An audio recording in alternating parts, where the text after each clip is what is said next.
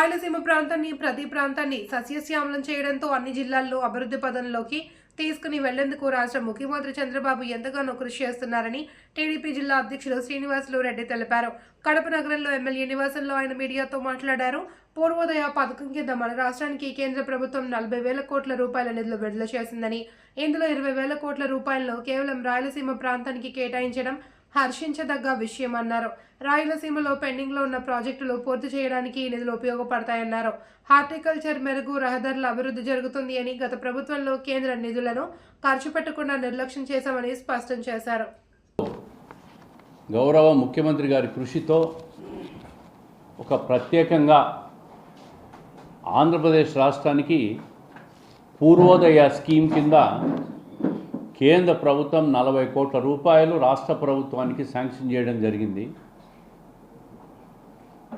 ఇవి మామూలుగా పూర్వోదయ స్కీమ్ అనేది ఈశాన్య రాష్ట్రాలకు సంబంధించిన ప్రత్యేక స్కీమ్. ఇది అంటే ఈశాన్య రాష్ట్రాలైన జార్ఖండ్, వెస్ట్ బెంగాలు, బీహారు ఇటువంటి రాష్ట్రాలకు మాత్రమే ఈ పూర్వోదయ స్కీము ప్రత్యేకంగా కేంద్ర ప్రభుత్వం రూపొందించింది. అయితే మన ఆంధ్రప్రదేశ్ రాష్ట్ర పరిస్థితులు, అదేవిధంగా ఈ రాష్ట్రంలో ఆర్థికంగా ఇబ్బందులు పడుతున్న పరిస్థితిని చూసి ముఖ్యమంత్రి గారు ప్రత్యేక చొరవ తీసుకొని కేంద్ర ప్రభుత్వాన్ని ఒప్పించి ఆంధ్రప్రదేశ్ను కూడా పూర్వోదయ స్కీమ్లో ఇంక్లూడ్ చేయడం, దాని ద్వారా 40 కోట్ల రూపాయలు ఈ 3.5 సంవత్సరాల్లో 40,000 కోట్ల రూపాయలు శాంక్షన్ చేయడం, ఈ 3.5 సంవత్సరాల కాలంలో ఇవంతా కూడా ఖర్చు పెట్టడం జరుగుతుంది. దీంట్లో ముఖ్యంగా రాయలసీమకు మహర్దశ పట్టబోతోందని చెప్పి గర్వంగా చెప్పుకోగలుగుతున్నాం. రాయలసీమ, ప్రకాశం జిల్లాల్లో దాదాపు 20,000 కోట్ల రూపాయలు ఖర్చు పెడతామని చెప్పి ముఖ్యమంత్రి గారు సూచనప్రాయంగా కూడా అధికారులకు తగ ఆదేశాలు ఇచ్చి అభివృద్ధి కార్యక్రమాలన్నీ కూడా రూపొందించాల్సిందిగా తెలియజేసిన విషయం కూడా మీకు అందరికీ తెలుసు.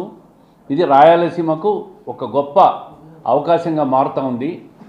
దాంట్లో రాయలసీమలో ఏవైతే పెండింగ్ ప్రాజెక్టులు ఉన్నాయో, మేజర్, మైనర్, మీడియం ప్రాజెక్టులు ఇవన్నీ పూర్తి చేసేదానికి ఈ పూర్వోదయ స్కీమ్ కింద ఇచ్చే నిధులన్నీ కూడా ఖర్చు చేయడం జరుగుతుంది. అదేవిధంగా అన్ని నేషనల్ హైవేస్కు అనుసంధానం చేస్తూ గ్రామీణ ప్రాంతాల రోడ్లకు కూడా, అంటే మండలాల నుంచి పట్టణాల నుంచి నేషనల్ హైవేకు అనుసంధానం చేస్తూ ఆ రోడ్లను కూడా డెవలప్ చేసేదానికి మౌలిక వసతుల కోసం కూడా కేటాయించడం జరుగుతుంది. అదేవిధంగా మిగిలిన 20,000 కోట్లు రాయలసీమలో హార్టికల్చర్ డెవలప్ చేసేదానికి,